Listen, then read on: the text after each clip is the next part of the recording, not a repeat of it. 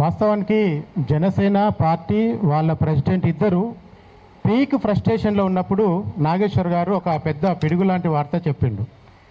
ఏందయ్యా ఈ ఫ్రస్ట్రేషన్ అంటే, పక్క రాష్ట్రంతో పోల్చుకొని మనం కూడా సింగిల్గా పోటీ చేస్తే సీఎం అయ్యే వాళ్ళం, ఇలా డిప్యూటీ సీఎంగా కూర్చోలేకపోతుంటాం అనేది ఆయన మీద విపరీతమైన ఒత్తిడి జనసేన చేసింది. ఆ తర్వాత కంపారిజన్ మీడియా కథనాలు వచ్చిన తర్వాత చాలా ఫ్రస్ట్రేషన్లోకి జనసేన ప్రెసిడెంట్ వెళ్ళిండు. సో ఈ ఫ్రస్ట్రేషన్లో పోయి నాగేశ్వరరావు గారు అదే టైంలో పోయి అమిత్ షాని కలిశారు. జగన్మోహన్ రెడ్డిని అరెస్ట్ చేయమన్నారు, కుదరదన్నారని చెప్పేసరికి ఇది ఎటు తీసుకుపోవాలో తెలియక చివరికి మీ సోర్స్ ఏందో చెప్పండి అని నాగేశ్వర గారు మీ ఒత్తిడి చేసే స్థాయికి తీసుకొచ్చారు. వాస్తవానికి ప్రాంతీయ పత్రికల నుంచి అంతర్జాతీయ పత్రికల వరకు సోర్స్ చెప్పి వార్త రాయాలంటే 100% వార్తలు బ్యానర్ వార్తలు రానే రావు ఈ భారతదేశంలో కానీ ప్రపంచంలో కానీ.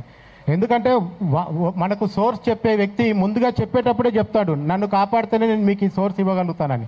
అట్లా సోర్స్ని కనుక బయట పెట్టుకుంటూ పోతే ఏ వార్త కూడా రాదు.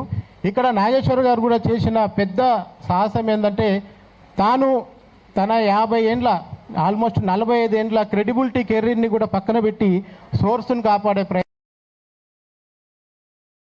ఎందుకంటే ఒక వ్యక్తి ఇన్ని సంవత్సరాలు నిలబెట్టుకునే క్రెడిబిలిటీని, తన మాటని బేషరతుగా వెనుకకు తీసుకుంటున్నాడంటే అవతల ఎంత పెద్ద హై కాన్ఫిడెన్షియల్ సోర్స్ అయి ఉంటుందనేది మనం కూడా ఒకసారి ఆలోచించాలి. ఎందుకంటే జర్నలిస్టులకు సోర్స్ ద్వారానే ఎన్నో వార్తలు, ఇప్పుడు నేను ఒక 5-6 ఛానల్లో పనిచేసి ఎన్నో వార్తలు నా నమ్మకంతో మేనేజ్మెంట్ బ్రేకింగ్స్ వేసుకున్న సందర్భం ఉంటుంది. ఎందుకంటే అక్కడ కేవలం సోర్స్ అనేది చాలా ఇంపార్టెంట్. అట్లాంటి సోర్స్ని బయట పెట్టుకుంటూ పోతే ఏ జర్నలిస్ట్కి కూడా ఎలాంటి వార్త ఇంకా దొరకదు. సో నాగేశ్వర గారు సోర్స్ను కాపాడి చాలా మంచి ప్రయత్నం చేశారు.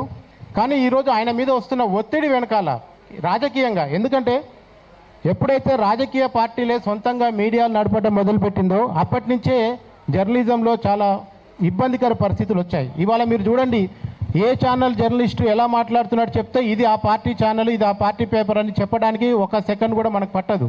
సో అట్లా పేటీఎం బ్యాచ్లు అనే వాళ్ళని తయారు చేసి మార్కెట్లోకి వదిలిన తర్వాత ఎవరికి పేటీఎం అనేది తెలుసుకోవడానికే చాలా టైం పడుతున్న నేపథ్యంలో నాగేశ్వర్ లాంటి సీనియర్ ఎంతో క్రెడిబిలిటీ ఉన్నాను. ఇక్కడ సీనియారిటీ కంటే కూడా ఆయన ఇప్పటివరకు ఎన్నడూ కూడా తన మాటని వెనక్కి తీసుకునే అవసరం రాని సందర్భంలో మొదటిసారిగా ఆయన తనను బేషరతుగా తాను విత్డ్రా చేసుకుంటున్నా చెప్పిన తర్వాత కూడా రాజకీయ దాడి జరుగుతుందంటే ఇది నాగేశ్వర్ గారిని భుజం మీద తుపాకీ పెట్టి ఇక ముందు ఎవ్వరు కూడా ఆంధ్రప్రదేశ్ రాజకీయాల గురించి మాట్లాడొద్దు.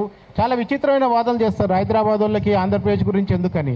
ఇందాక మన పెద్దలందరూ అడిగినట్టు వాళ్ళందరికీ ఇక్కడ ఏం పని అని అడిగటం మొదలు పెడితే ఏమవుతారు, అది పెద్ద ఇది కాదు. అందుకనే మీడియాలో ఎప్పుడైతే ఈ పొలిటికల్ పార్టీల యొక్క ఆధిపత్యం మొదలుపెట్టి పొలిటికల్ పార్టీలే ఓనర్లుగా మీడియా ఓనర్లు అయినప్పటి నుంచి మనం కూడా కొంతమందిని చూస్తున్నాం.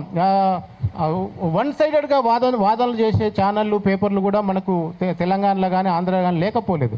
సో అందుకనే ఈరోజు ఉన్నది ఉన్నట్టు నిజం మాట్లాడితే అగ్ని పరీక్షకు నిలబడాల్సి వస్తుంది అనేది నాగేశ్వర్ గారి ఉదయంతో చూస్తే అర్థమవుతుంది. వాస్తవాన్ని చెప్తే అంగీకరించలేని పరిస్థితిలో రాజకీయ పార్టీలు ఉన్నాయి. ఎందుకంటే నేను కూడా రెగ్యులర్గా సర్వేలు చేస్తుంటా. జూబ్లీ హిల్స్లో కాంగ్రెస్ గెలుస్తుందని చెప్తే బీఆర్ఎస్ వాళ్ళు ఫోన్ చేసి అన్న ఎంత తీసుకున్నావు అని అడుగుతారు. లేదు బీఆర్ఎస్ గెలుస్తుందని చెప్తే కాంగ్రెస్ వాళ్ళు ఎంత ఇచ్చారు అని అడుగుతారు. లేదయ్యా బీజేపీకి డిపాజిట్ రావంటే బీజేపీ వాళ్ళకి కోపం వస్తుంది, మాకు డిపాజిట్ రాదా నువ్వెవడరా చెప్పడానికని. అంటే ఎవ్వడు కూడా వాస్తవానికి కట్టుబడి ఉండడు. అల్టిమేట్గా మనం చెప్పిందే జరుగుతుంది, మనం చెప్పిన డిపాజిట్ పోతుంది, మనం చెప్పిన పార్టీ గెలుస్తుంది. కానీ రాజకీయ పార్టీలకు ఆ ఓపిక సహనం లేదు, నిజాన్ని జీర్ణించుకునే శక్తి అంతకన్నా లేదు. సో ఇలాంటి పరిస్థితుల్లో మనం మాట్లాడుకుంటూ ఉంటే నాగేశ్వర్ కాంచి నారాయణ వరకు కింది వరకు మన వరకు కూడా వస్తుంది, అది లోకల్ కంట్రిబ్యూటర్ వరకు కూడా వస్తుంది. సో ఖచ్చితంగా ఇది మాట్లాడాల్సిందే. వీళ్ళు ఏదైతే దాడులు చేయాలనుకుంటున్నారో అరెస్టులు చేయాలనుకుంటున్నారో వీటిని ప్రతిఘటించాల్సిందే.